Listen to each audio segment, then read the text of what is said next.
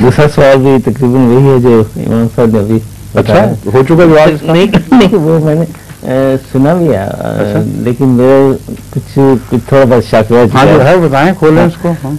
मरने के बाद रूह खुदा ताला के हुजूर में हाजिर होती है और उसके बाद आलम बरज़ख की हकीकत क्या है? यानी यही तो बता चुका हूँ मैं पूरी बात कि ये बात जो मैं पहले खोल चुका हूँ जी।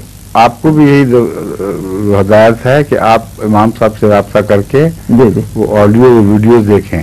जी उसमें फौरी पेशी का भी जिक्र है जो मौत के मान बाद होती है जी जी और आखिरी पेशी का भी जिक्र है जो मरने के बाद जी उठने में होगी और इस दरमियानी अरसे में क्या होगा, ये सारी बातें मैं बयान कर चुका हूँ जी। समझे? मेहरबान। मैं